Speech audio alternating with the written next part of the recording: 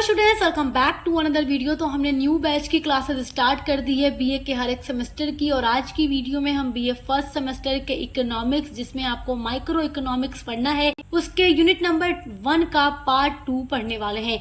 आपके unit number 1 पर already एक वीडियो मैं अपलोड कर चुकी हूँ, जिसमें हमने इकोनॉमिक्स का अर्थ और माइक्रो इकोनॉमिक्स, मैक्रो इकोनॉमिक्स और उसके बारे में सारी चीजें अच्छे से समझ ली हैं। और आज की वीडियो में हम जानने वाले हैं दुर्बलता के बारे में, जिसको इंग्लिश में स्कैरसिटी कहा जाता है। तो दुर्बलता क्या है, इसका क्या अर्थ है, बाकी सारी चीजें जो भी इम्पोर्टेंट हैं आपके इस टॉपिक से, उसको आज की वीडियो में हम कवर करने वाले हैं पूरा नोट्स के साथ। तो इकोनॉमिक्स के अलावा भी हर एक सब्जेक्ट की क्लासेस हमारे चैनल पे चल रही हैं, तो आप विजिट जरूर कीजिएगा। मेजर सब्जेक्ट में हो या माइनर सब्जेक्ट में हो, आपका कोई भी सब्जेक्ट हो या को करिकुलर पेपर हो, हर एक की प्लेलिस्ट बनी हुई है, तो चैनल पर विजिट जरूर कीजिएगा।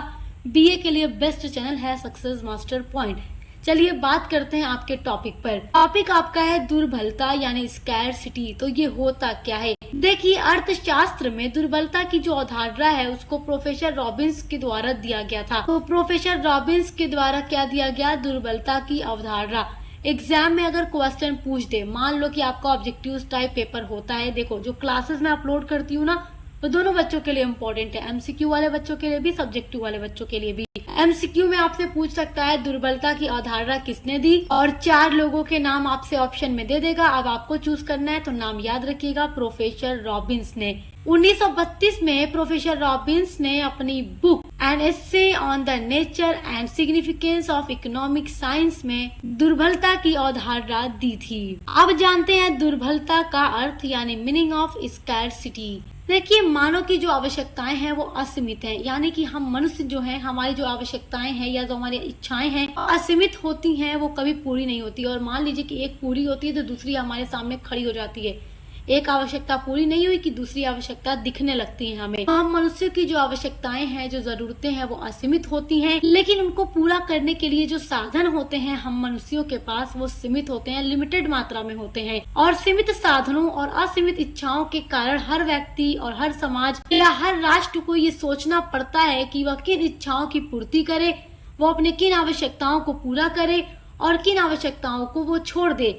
और इसी कंडीशन को, इसी स्थिति को कहते हैं दुर्बलता। आई होप कि आप ये समझ पा रहे होंगे कि दुर्बलता क्या है। देखिए, क्या दुर्बलता है? हम मनुष्य की बहुत सारी आवश्यकताएं और हमें पूरा करने के लिए हमारे पास उतने साधन नहीं है कि हम सारी आवश्यकताओं को पूरा कर सकें। तो अब हम ये सोचते हैं ना कि किसको पूरा करें, किसको छोड़ दें, तो वही क्या है? दुर्बलता होता है। इसका एक उदाहरण यहाँ पर मैंने नोट किया है कि यदि किसी स्टूडेंट के पास 100 रुपया है, तो या तो वो 100 रुपए से किताब खरीदेगा या मोबाइल में रिचार्ज कराएगा। मतलब मोबाइल में रिचार्ज भी खत्म हो गया तो उसको रिचार्ज भी कराना है और किताब भी खरीदनी है, लेकिन उसके पास केवल 100 रुपया ही है। तो 100 रुपया उस छात्र के लिए हो गया साधन। तो साधन उसका क्या है? लिमिटेड है, सीमित मात्रा में है। और उसकी जो जरूरतें हैं, आवश्यकताएं हैं, वो अधिक हैं। आवश्यकता उसको किताब की भी है, आवश्यकता उसको मोबाइल में रिचार्ज की भी है। अब वो इन दोनों चीजों में बहुत कंफ्यूज हो गया है कि वो क्या खरीदे, किताब खरीदे या मोबाइल में रिचार्ज कराए, क्योंकि आवश्यकताएं अधिक हैं, साधन कम हैं। तो यही कंडीशन क्या है? दुर्बलता है। आपकी अगली हेडिंग है चुनाव की समस्या, प्रॉब्लम ऑफ चॉइस।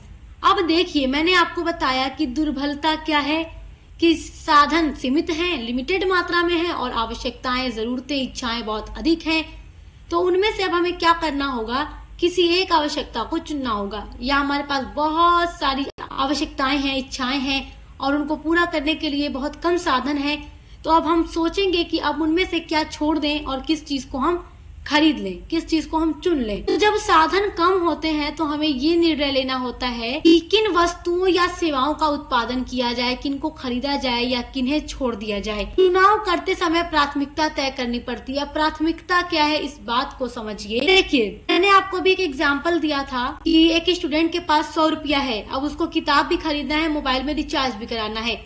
2 आवश्यकताएं अभी उसको अपने सामने दिख रही हैं, लेकिन साधन क्या है? सीमित है, 100 रुपया ऑनली। तो अब वो सोचेगा कि उस 100 रुपए में वो क्या काम करे, किताब ले या रिचार्ज कराए। तो अब वो प्राथमिकता पर ध्यान देगा। प्राथमिकता मतलब कि अब उन दोनों चीजों में से उसे सबसे ज्यादा आवश्यकता किस चीज की है, मोबाइल में रिचार्ज की या किताब की। अब उसे जिस चीज की अधिक आवश्यकता होगी वो उसी चीज को परचेस कर लेगा। मान लीजिए कि एक इंसान है, उसको एसी भी खरीदना है, फ्रिज भी खरीदना है, लेकिन उसके पास इतने ही पैसे हैं कि वो केवल एक ही चीज खरीद सकता है। तो अब वो सोचेगा कि उसे एसी की ज्यादा जरूरत है या फिर उसको फ्रिज की ज्यादा जरूरत है। तो अब दोनों में से जिसकी जरूरत उसे अधिक लगेगी वो उन दोनों में से एक चीज को खरीद लेगा।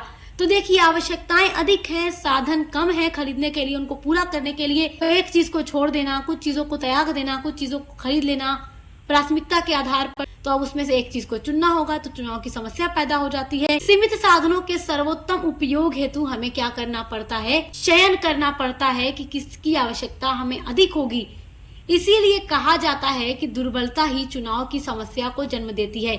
यहाँ पर एक और एग्जाम्पल मैं आपको देती हूँ कि एक परिवार है, एक फैमिली है जिसकी महीने की आमदनी केवल 10,000 रुपया है, लेकिन उसकी इच्छाएं या आवश्यकताएं इतनी अधिक हैं कि उसका 20,000 रुपया भी खर्च हो सकता है। अब उसके पास तो 20,000 नहीं है कि वो अपनी जितनी भी अलग अलग इच्छाएं हैं उनको पूरा कर सके। तो अब उसे क्या करना पड़ेगा, अपनी इच्छाओं को त्याग देना होगा। वही त्याग देने की जो कंडीशन है वो दुर्बलता है। तो दुर्बलता ही चुनाव की समस्या को जन्म दे देती है। मनुष्य उन्हीं चीजों को चुन लेता है जिसकी उसे अधिक आवश्यकता होती है प्राथमिकता के आधार पर। तो आई होप कि ये चीजें आप समझ गए होंगे। जब हम दुर्बलता का टॉपिक पढ़ते हैं अपने इकोनॉमिक्स में, तो हम दुर्बलता को जानने के बाद चुनाव की समस्या के बारे में जानते हैं। और जब हम चुनाव कर लेते हैं, यानी कि कोई भी व्यक्ति जब किसी एक चीज को त्याग देता है, प्राथमिकता को महत्व दे देता है, यानी जो चीजें उसे अधिक आवश्यक होती है उसको चुन लेता है, तो उसके बाद अगला टॉपिक आपका आ जाता है अवसर लागत, जिसको कहा जाता है अपॉर्चुनिटी कॉस्ट। तो जब हम एक विकल्प चुनते हैं तो दूसरा छोड़ना पड़ता है। छोड़े गए सर्वोत्तम विकल्प का मूल्य ही अवसर लागत कहलाता है। अब क्या है ये अवसर लागत? देखिए, मैंने आपको बताया कि दुर्बलता क्या है और चुनाव की समस्या क्या है, ये तो आप समझ गए। अब यहाँ पर देखो, एक किसान है जिसके पास उतनी ही जमीन है जिसपे वो केवल एक ही प्रकार की खेती कर सकता है, चाहे तो गेहूं बो सकता है या धान उगा सकता है। तो अब किसान को दोनों में से एक चुनना पड़ेगा। तो अब उसके पास क्या है, दुर्बलता की स्थिति आ गई। तो अब दुर्बलता की स्थिति जो है चुनाव की समस्या को जन्म दे देती है। तो अब किसान चुनेगा कि वो गेहूं की खेती करे, यानी गेहूं बोए या धान बोए। तो अब किसान अगर गेहूं बोने को चुन लेता है तो धान बोना उसे त्यागना पड़ता है, छोड़ना पड़ता है। तो छोड़ा गया धान ही उसकी अवसर लागत होती है। तो आई होप कि आप इसको समझ रहे होंगे। और देखिए, जो अवसर लागत होती है ना, ये हर स्तर पर हर व्यक्ति फेस करता है, चाहे वो कंज्यूमर हो, प्रोड्यूसर हो या फिर गवर्नमेंट हो। ये तीनों ही अवसर लागत को फेस करते हैं। अगर हम कंज्यूमर की बात करें कि वो कैसे फेस करता है इस चीज को, तो देखो, कंज्यूमर में हम सभी आ जाते हैं जो किसी भी वस्तु को खरीद कर उसका प्रयोग करते हैं। तो अब आपके पास 100 रुपए हैं, चाहे आप 100 रुपए से मूवी का टिकट खरीदो या एक किताब खरीदो, तो दोनों आपके पास साधन सीमित हैं, लेकिन आवश्यकताएं अधिक। मूवी भी देखना आप चाहते हो, टिकट भी खरीदना चाहते हो, किताब भी जरूरी है पढ़ने के लिए। तो अब दोनों में से आप एक ही चीज चूज कर पाओगे। तो आपको जो अधिक आवश्यकता जिसकी होगी आप वही चूज कर लोगे। मान लो कि आपने बुक को चूज कर लिया और मूवी के टिकट को छोड़ दिया, तो मूवी के टिकट को आप छोड़ देते हैं, इसको त्याग देते हैं, तो इसका ही जो मूल्य होता है अवसर लागत कहलाता है। और बात करते हैं प्रोड्यूसर की कि ये कैसे अवसर लागत को फेस करता है। तो देखो, जो प्रोड्यूसर होता है यानी जो उत्पादक होता है, वो ये सोचता है कि वो कैपिटल गुड्स बनाए या कंज्यूमर गुड्स बनाए। तो यहाँ पर वो फेस करता है कि दोनों में से क्या चूज करे। तो वो अपने साधन को देखकर चीजों को चूज करता है। और उसके अलावा गवर्नमेंट ये भी इन चीजों को फेस करती है। चलिए अब आगे बढ़ते हैं। आपका टॉपिक है निष्कर्ष, यानी क्या निष्कर्ष निकलता है इसको पढ़ने के बाद, कंक्लूजन क्या है। तो देखिए, अर्थशास्त्र का मूल उद्देश्य ही दुर्लभ साधनों का सर्वोत्तम उपयोग करना होता है। यही कारण है कि हम अर्थशास्त्र को चयन का विज्ञान भी कहते हैं, क्योंकि ये हमें चुनना सिखाता है, वस्तुओं को चूज कर लेना, और जिनकी थोड़ी कम आवश्यकता हो उनको त्याग देते हैं। हर व्यक्ति ऐसा करता है, अपनी आवश्यकता, अपने साधनों को देखते हुए कुछ चीजों की इच्छा होते हुए भी उन चीजों को त्याग देता है, और आवश्यकता जिसकी अधिक होती है उसको खरीद लेता है, उसका चुनाव कर लेता है। तो आई होप कि यहाँ तक तो आप बहुत अच्छे से समझ गए होंगे। चलिए अब अगला टॉपिक देखते हैं। आपकी अगली हेडिंग है अर्थशास्त्र की केंद्रीय समस्याएं, यानी central problems of an economy. तो क्या क्या समस्याएं हैं, क्या क्या प्रॉब्लम्स हैं अर्थशास्त्र की, आइए उनको देखते हैं। देखो, अर्थशास्त्र के सामने जो समस्याएं आती हैं, जो प्रॉब्लम्स आती हैं, वो उसमें पहली है कि क्या उत्पादन करें, व्हाट टू प्रोड्यूस, यानी किन चीजों को बनाए। दूसरा आ जाता है कैसे उत्पादन करें, यानी हाउ टू प्रोड्यूस। और तीसरा आ जाता है किसके लिए उत्पादन करें, यानी फॉर हुम टू प्रोड्यूस, यानी किसके लिए वस्तु बनाए। तो पहले बात करेंगे क्या उत्पादन करें इस समस्या के ऊपर। देखो, कोई भी जो उत्पादन करता होता है, जो वस्तुओं का उत्पादन या सेवाओं का उत्पादन करता है, तो वो पहले ये सोचता है कि किन वस्तुओं और सेवाओं का वो उत्पादन करे और कितनी मात्रा में करे। देखिए, कोई भी देश हो सभी वस्तुओं का उत्पादन नहीं कर सकता, क्योंकि हर देश के पास सीमित संसाधन होते हैं। उसे विभिन्न वस्तुओं और सेवाओं के बीच में चुनना पड़ता है कि वो किन वस्तु या किन सेवाओं का उत्पादन करेगा। प्रत्येक अर्थव्यवस्था जो होती है उसको ये निर्णय लेना होता है, ये डिसाइड करना होता है कि वह कौन सी वस्तु या कौन सी सेवा का उत्पादन करेगा। उदाहरण के थ्रू हम समझ सकते हैं कि यदि किसी किसान के पास कृषि भूमि का एक ही टुकड़ा है जिसपे वो खेती कर सकता है और उसके पास दो चीजों का ऑप्शन है और दोनों चीजों में से वो एक ही चीज की खेती अपने उस भूमि पर कर सकता है, चाहे वो चावल उगा सकता है या गेहूं उगा सकता है, तो अब दोनों में से वो एक चीज चुन लेगा कि वो किस चीज का उत्पादन करे। इसी प्रकार हमारी सरकार को भी ये निर्णय लेना होता है कि धन का आवंटन कहाँ कहाँ किया जाए, रक्षा वस्तुओं के उत्पादन में किया जाए या उपभोक्ता वस्तुओं के उत्पादन में किया जाए, और यदि दोनों में ही किया जाए तो किस अनुपात में किया जाए। तो पहली प्रॉब्लम तो ये हो जाती है कि क्या उत्पादन करे। अब दूसरी प्रॉब्लम है कैसे उत्पादन करे। तो देखो, यह समस्या उत्पादन की तकनीक के चुनाव से संबंधित होती है, क्योंकि उत्पादन करने के लिए भी दो मुख्य तरीके होते हैं, दो मुख्य तकनीकें होती हैं। जब वस्तुओं और सेवाओं के उत्पादन किए जाते हैं तो उसके दो तकनीकें होती हैं और उन्हीं दो तकनीकों के माध्यम से उत्पादन किया जाता है। तो अब किसी भी व्यक्ति के पास जो उत्पादन कर रहा है या करवा रहा है, उसके पास इन दोनों ऑप्शन में से चुनना होता है कि वो किस तकनीक का यूज करके वस्तुओं या सेवाओं का उत्पादन करेगा। पहली चीज है कि श्रम गहन तकनीक। श्रम गहन तकनीक का मतलब होता है श्रम का अधिक उपयोग करके।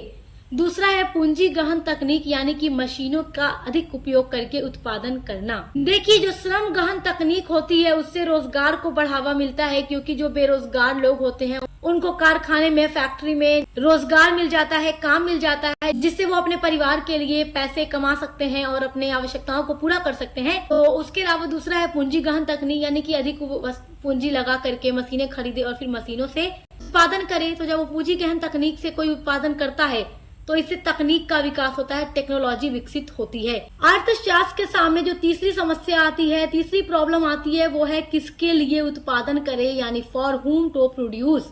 तो देखिए, समाज सभी लोगों की आवश्यकताओं को पूरा नहीं कर सकता, तो इसलिए समाज को ये तय करना पड़ता है कि वस्तुओं और सेवाओं के कुल उत्पादन का कितना हिस्सा किसे मिलना चाहिए। समाज को ये चुनाव करना होता है कि विलासिता की वस्तुओं का उत्पादन किया जाए या सामान्य वस्तुओं का उत्पादन किया जाए। यह वितरण या अनुपात सीधे अर्थव्यवस्था की क्रय शक्ति से संबंधित होती है।